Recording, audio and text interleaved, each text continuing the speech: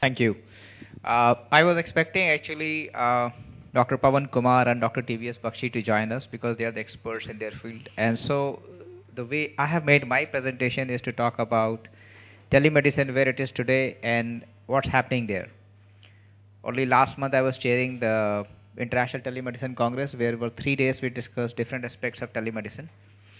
And in this session I am going to run you through a different aspect of telemedicine. So the topic is bridging barriers to revolutionize diagnosis and care. It's good to talk about, telemedicine bridging the divide for care and diagnosis and teleradiology. But we must first understand where is telemedicine and where it is headed for. So if we see the growth of telemedicine, across the world, it's the same level. Whether you talk of US, you talk of India, you talk of any part of the world, it's still in the pilot phase. That's the reality. Hundreds of millions of dollars go in every year, and we still say so many pilots running. So this is the telemedicine evolution cycle, and let's see where exactly it is. So it starts with advocacy. So once you start with advocacy, you get into policy. You have an enabling policy. That leads to infrastructure. This will lead to issues of capacity building. Then you will have this positioning of funding and development of the financial models in telemedicine. Then you get into research. Unless you have research, telemedicine gets nowhere. That's the reality. Then you have the clarity on legal and regulatory issues. That will lead to adoption. Adoption will lead to mass deployment. So if you really ask me where is telemedicine today, we are in the policy phase. So we have a long way to go. So we have still not gone beyond the policy phase. Now let me take you some, see this year, 2011 is historic for telemedicine. It was just a coincidence that I was involved in some of the policy initiatives of the government, and I'll quote you specifically what we have achieved this year. So when it comes to policy and advocacy, this has been a breakthrough year for telemedicine. This is the official document of the Government of India called the New Delhi Call to Action, which concluded after a 2-day meeting in Delhi on 23rd and 24th August this year. And I was a part of it. Trust me, the biggest issue that was that people don't understand telemedicine at the government level. When we talked saying, we are talking about addressing chronic diseases. Unless we put technology and in specific telemedicine and mHealth, how will we manage it? And the answer that came from the Director General of Health Services and the Minister is, okay, let's put ICT for managing chronic disease. I said, that's a very vague word. I mean, ICT is subjective. What will you measure after 1 year, what we did in this subject? I said, let's focus specifically on telemedicine, put the word telemedicine and more specifically mHealth. So there was a whole lot of debate. But finally what came out was this. Point 2.12, promoting use of information technologies like telemedicine to improve access of NCT services. So this, I think, is a breakthrough for telemedicine when it comes to the healthcare system of our country.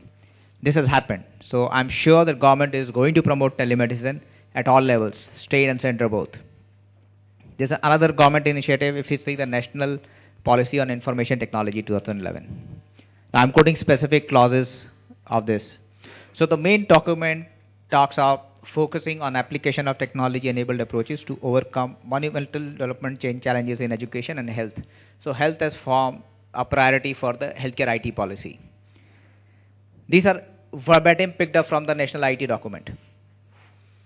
Then to leverage ICT for key social initiatives like education, health, rural development, and financial services to promote equity and quality. This is another part of objective. Now we get to strategy of the National IT policy. To promote the use of IT in key economic sectors such as construction, textiles, pharmaceuticals, banking, finance, retail, energy, automobiles, healthcare, agriculture. So again you see healthcare has been finding the key place in the national IT policy as well. Now this is very important. There health takes the first lot to undertake implementation of mission mode projects in health education. So in as much that Ministry of Health will take time to understand the use of ICT or telemedicine on mHealth, but the Ministry of IT has taken a proactive role, which is a good sign. Now we only have to see how we bridge both, because both the ministries don't talk to each other, unfortunately. So let's take up issues one by one. So in infrastructure, So in the evolution cycle, we see that we have got 900 million mobile phone users, over 8,500 medical applications available on cell phones, young net-savvy population, 100 million plus internet users. A few hospitals have set up dedicated telemedicine facilities. India is the hub of IT for the world. Technically capable manpower is available. EMR industry is growing. Tablets and phones are getting cheaper. 3G is available and 4G will be reality by 2012. We are hoping that the data price would be like 10 rupees to a GB in 2012. If that comes in, healthcare gets the biggest benefit. This is the actual growth of mobile health applications last year. I mean, you see minimum growth in the Apple Store was 66.6% to as high as 156 in the Android application space. So health applications are growing at a frantic pace. Now, capacity building. Now, this is a major area of concern. In as much we can talk about telemedicine, e-health and m-health, the biggest area of concern is human resource development. We are hoping that the National Council for Human Resource and Health will focus on training of HR for telemedicine. Again, it's a coincidence that I was a part of the consulting group, and the call that I got from the Union Health Minister's office on 31st January is yes, action on the NCRH recommendations. One of the key recommendations I have put is to make telemedicine a part of the curriculum. Unless that happens, no doctor is going to practice it. It's not going to happen ever. Medical Council of India is willing to push for telemedicine course. But problem is that MBBS curriculum in a current form has got too many modules for 5 years curriculum. There is no scope to put it. In fact, we had our very dear friend Dr. Isam, who is the governor of MCI. He has even agreed to start a specific course dedicated to telemedicine. Now, this is where the opportunity for a group like this is to keep sending recommendations to MCI so that they get to work on it. He is willing to put specific dedicated training for doctors in the curriculum. We need to initiate it. Need to create regional training centers for telemedicine. We have one in Lucknow, which is called the School of Telemedicine in Sanjay Gandhi PGI. Specialized short-term courses for healthcare professionals in telemedicine. See, in abroad, why it has taken off is because in the education, they have recommended the use of tablets and phones. Because once doctors get used to studying medicine with these gadgets, they are more comfortable using them in the normal practice. Unfortunately, in India, it doesn't happen. Another big worry is funding. The biggest issue for telemedicine ventures is funding. All major projects are either not-for-profit or trust-run. Even Apollo's telemedicine is a trust-run project. So the biggest issue is there is no financial model in telemedicine at this point in time. That's a reality. And funding isn't available, to be realistic. People still believe that it is a gimmick. People still believe that it's something that is not got a business model, will not work. So unfortunately, neither private equity, neither venture firms have got into funding of telemedicine. Those hospitals that talk of telemedicine being a part of it are doing it as a not-for-profit initiatives. The government-run projects have not gone beyond the pilot phase, actually could not even sustain the pilot phase. I can tell you that I am working after this telemedicine congress that we worked in Bombay. The first call that came was from Sachin Pilot immediately after the conference. He had come, he had been a keynote speaker at the conference. So one of the things he said, Rajan, can we work on this initiative, take it all over the country? And as I got deeper into it, he said, we had started in my constituency. I said, what happened? So he asked the CDAC person to call me. CDAC person said, Rajan, last September we kind of stopped because of different issues. So the government projects have not even crossed the pilot phase. They die within the pilot phase. So that's one of the biggest issues. So what to do? See, it's the time for the industry to come together. Out of the telemedicine congress what we did was assemble the group of people who had come. We had a fantastic audience of 500 people coming in from all over the world. We said, look, government is not going to look at it because of some bad precedents, They are not going to look at it, probably. They will say, but they will not. So let's come together, showcase what can be done. So we picked up 3 issues. One is the issue of infant mortality, maternal mortality. The other is chronic diseases. And third is early interventions and diagnosis. So if you are able to showcase business models in these 3 areas, I'm sure government can go and propagate to different states. Research. I have said in this forum last year, that telemedicine is not taking off because of one big issue. We don't have research to say it works. So in any telemedicine presentation that you will come across will showcase you data from US and Europe. It will never showcase you data from India. And that's one of the biggest gaps for our Indian telemedicine practitioners. So all those who are into telemedicine, they'll never share the data. They say we are doing good. Some will say we do 50,000 consultations. Some will say we have been doing for 5 years very successful. But you ask them to showcase actual data, they will keep mum. Even if you are doing 5,000, what's wrong in it? Share data transparently. People do not invest in research for outcomes related to telemedicine. See, medical fraternity, people always blame. It's very easy to blame doctors saying they are averse to use of technology.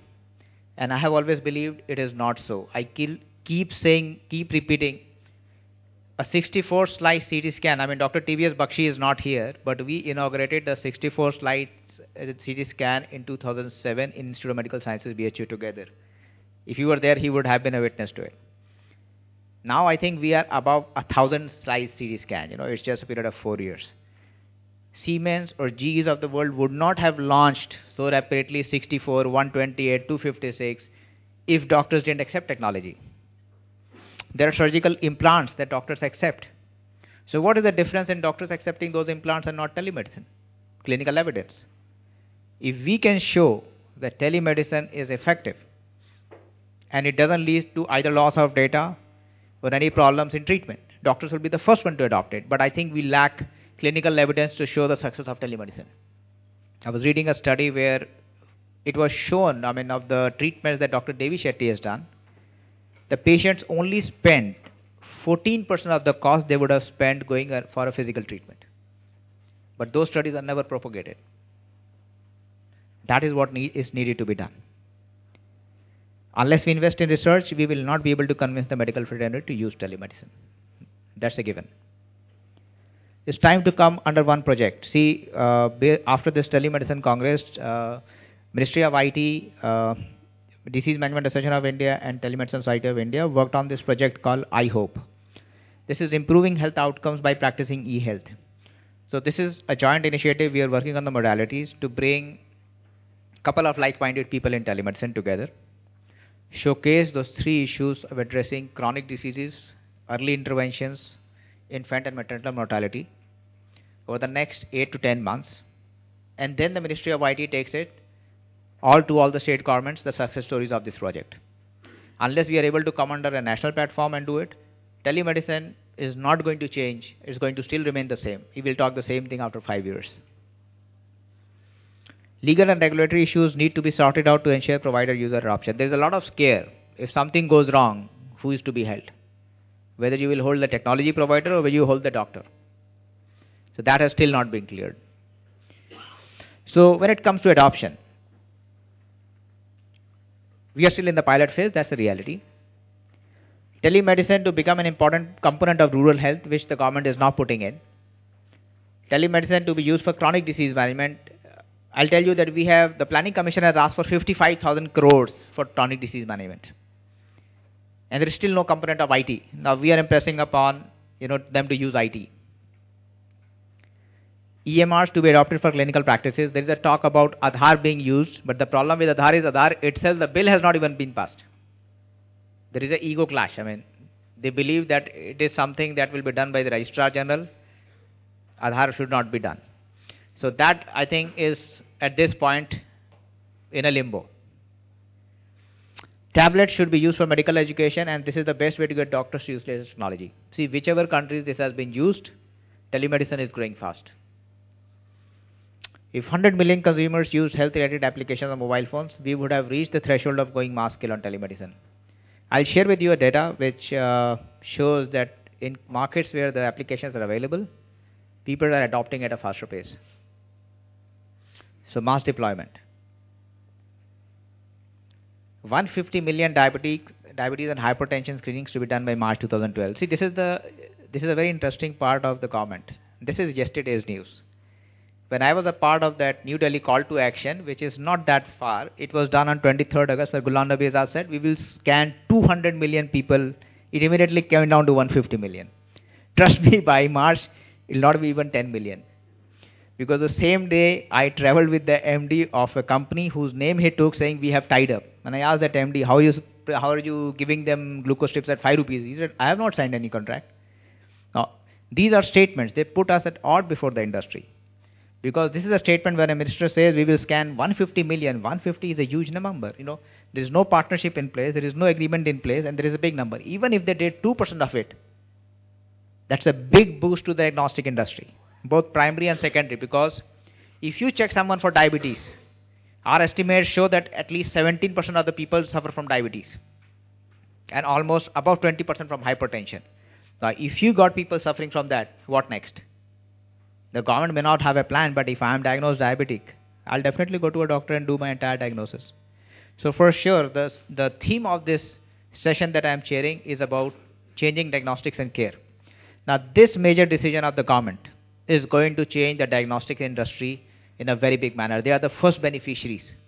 When you catch someone with diabetes or hypertension, they will go for detailed diagnosis. Are we really prepared for it? I mean, if we count the diagnostic labs in the country, I can tell you after 5, we will start fumbling for names. We start with Religare, Thyrocare, Metropolis, Arvind, and after that, we have to think of names. Are we really prepared? In a country of 1.2 billion people, we will have at least 250 million chronic cases. Are the labs really prepared to, make the best use or even serve the population? Forget the best use. These are the issues. In the 12th five-year plan, healthcare spending on chronic disease may go up to 55,000 crores. They have asked for this number, and hopefully we'll get it. So if they get it, this is typically what I see. Either 80% of the money will get, in the wrong channels, which is gets every year, or the other thing is 45% it will be only used. So I had an interesting discussion with the director of a national program. I said, you have thousands of crores given in your bank. So what stops you from using it? And he had a very simple answer. He said, Rajan, let me tell you that since you send me an email on my personal account, so I'm able to answer you. For the government account, I don't even have a provision for a staff that can check my emails.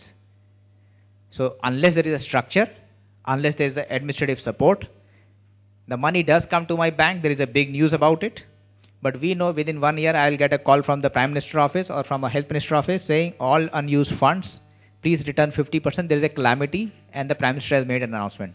So we are very well prepared every year for it. So every year we get funds and every year we return funds. So if you see NRHM, the effective utilization is 45%. And we are asking for 55,000 crores. Government will sanction, knowing very well 28,000 crores will come back. That's why they shy from using technology, because if they use technology, you can't give these answers.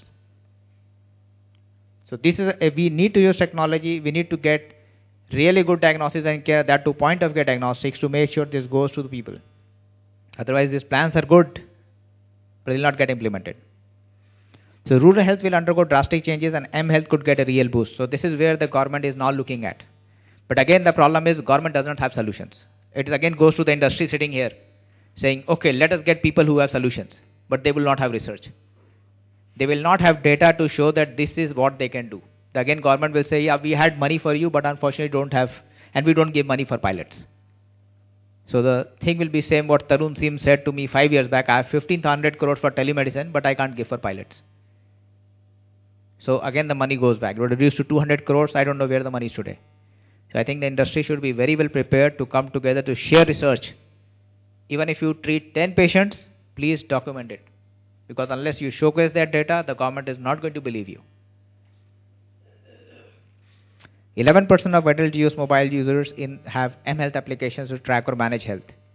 Do we have in India? Can we tell how many health applications are downloaded in India, how many are used? Most of us may be having something on our phones. Who tracks? Who shows that? I mean, even if we go and tell the government tomorrow to, say mobile health should get a big boost, we should allocate 50 crores. Okay, say tell us what's happening in that space. We have nothing about it in India. It's a reality. Now, this is something that I was discussing with the Ministry of IT, and they also believe it, that it is not possible for everyone to own a computer or to operate a computer for health. But certainly the smartphone becomes your first computer, which you can use for health. So everything in healthcare will finally converge to M-Health. For those who are not taking it, are losing a big thing. If they are still thinking that the physical, hard way of dealing with e-health is going to get confined to computer or doctors, they're living in a very different scene, and they're not even anticipating what's going to happen 5 years down the line. It's time to prioritize inclusive healthcare as a key component of healthcare policy. And without telemedicine, aim of providing inclusive healthcare will never happen, will become a reality. It's a fact. Government has opened primary healthcare centers. I mean, on my blog, I have read there are 20,000 visitors. Every time one question is asked, will NRHM get extended after 2012? When I write yes, they say, will it get extended after 2017? No one has an answer. A whole lot of people have been given contract jobs. Their future is at stake. When you serve NRHM for 15 years and they say, no, contract is over, because that's a contractual job. Millions of people may get out of job. Can the government sustain that kind of infrastructure? This 5-year plan is 55,000 crores. Next 5-year plan, they will ask for 1,28,000 crores. If you see the Parliamentary Account Committee report on health, their expectation is that healthcare needs 1,26,000 crores. We already are running a deficit where our subsidies take 1 lakh crore in the government. If that is the scene, will social health actually be the right thing for the government to do over a long period of time? You cannot be building hospitals. The telemedicine is the only way to go for addressing rural health, even in urban health, forget rural health. What I see, these are the innovations in India. Unfortunately, it's limited to again 4 or 5. These are the success models with best practices. See, I know EMRI, all of us know what they have done in Andhra Pradesh and even other states where they have gone in. Same with HMRI, the 108 ambulance schemes. Arvind Eye Hospital has done cataract operations at $15, which is the cheapest in the world. It's a rare innovation, and they use telemedicine extensively. The mobile-based high-risk expectant mothers tracking system, which is implemented by government of Maharashtra, that has brought down the maternal mortality by 93%. Is Shivan Ganju coming to this? Shivan is coming. So Shivan, if you meet Shivan Ganju, he's coming tomorrow, right? Today only. So when you meet with him, sit with him. He works in Amethi. He is a US gastroenterologist.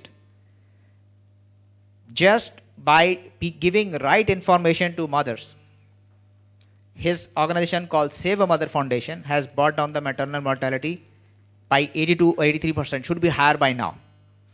I keep telling Shivan, if you use technology, you would grow this much faster, and now he's getting to use that because he still gets into manual reporting. So these are a couple of applications with best practices which I am sure the government will adopt, which is being adopted. You see that every state government is getting for an emergency response team because it's proven. The call center scheme, but telemedicine has to go much beyond. This is not just enough. If you really want to take telemedicine to people and change the way care and diagnosis happens, it has to go much beyond. You can't stop at 5 best practices in the country. There are a whole lot of things to be done. This is something that I love to present when it is telemedicine. See what happened in 10 years' time. Some of us have used trunk calls. If you booked a trunk call, it was till 1993, 94, even beyond that, because telemedicine, mobile phone was 16 rupees 80 paisa per minute. Trunk call, they would say, okay, you keep sitting in your home, we'll call you back. So for 6 hours, you are waiting for a call to get connected to either Chandigarh or Delhi. I mean, right now you want to call anywhere in the world, you have to pick your cell phone and call. So now even remote places in Africa, people are using cell phones.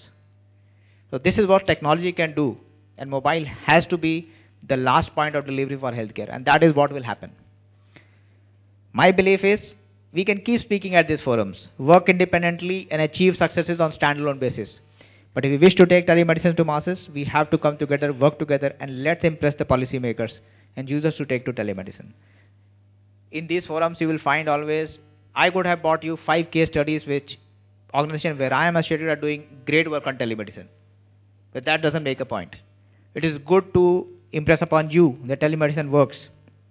But these are small success stories. Unless the group of diverse people, and I tell you within India, Pawan Kumar is not here. Pawan does excellent work in telemedicine in Nanavati. Care Hospital does great work in telemedicine. So does Apollo in Chennai. So everywhere piecemeal work on telemedicine is going on. But it has not still come together where we can say we change the lives of 2 million people, save 10,000 lives. This is what EMRI could do. EMRI would be able to show you that we saved 2,000 lives in Andhra Pradesh. That model got picked up by every state. They documented everything. In telemedicine, we still don't do it. Lastly, I clearly see it's not going to be a fight between users and non-users of ML. People will be fighting it between Androids, Blackberries, or other smartphones. People are fighting between Windows and Android. That is where the fight will converge to, because still today, the most US FDA approved applications are on iPhone. And it is the elitist cell phone to be used for healthcare. I mean, it costs 40,000 rupees. I mean, don't expect doctors in India to be paying 40,000 rupees for using iPhone. Maximum applications have been approved on iPhone only, including the stethoscope, the diabetes management tool.